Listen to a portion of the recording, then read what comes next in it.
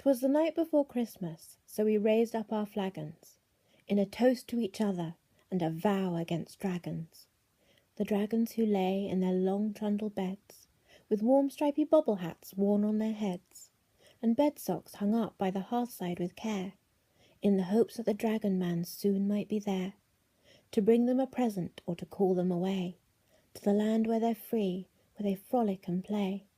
It's over the rainbow and out of our view, oceans beyond us and mountains far too. For most of the dragons this world isn't right. Yes, they get to torture and a human to fight, but their wings have been clipped here and they never can soar. So they sulk and they stomp and they cry and they roar, and we who must face them think they relish our pain, and we wonder if battling them may be in vain. But the truth is they're under an old wizard's spell, and they haven't got kind hearts, so they do give us hell. But they'd rather be sleeping in deep seaside caves, or eating a princess, or crunching on knaves, or toasting marshmallows with a fork in their flames, or getting together for feast time and games, or spreading their wings to fly over the trees, or learning the ways of the birds and the bees.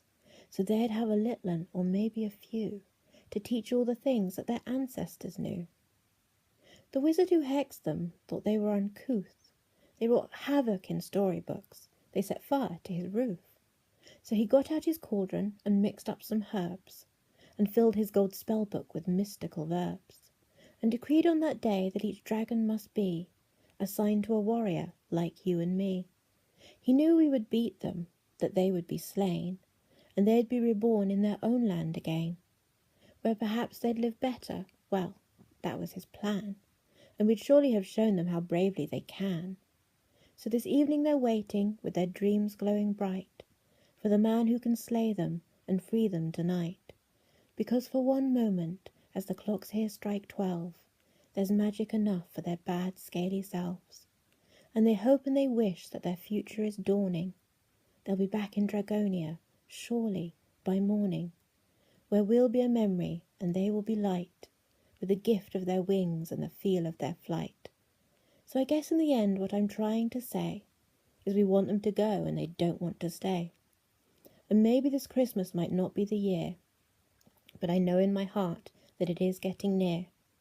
We won't be forever in the grip of their claws, so while we are battling and all holding paws, remember their hats and how silly they look. And they are just creatures that fell out of a book. We're certain to beat them, we have good on our side, and there's fairy tale rules by which they must abide. To all a good night, and don't you ever feel small. You're the bravest of people, the most brave heart of all. There's nothing more lovely than the person you are. So sleep if you can, and keep sight of your star.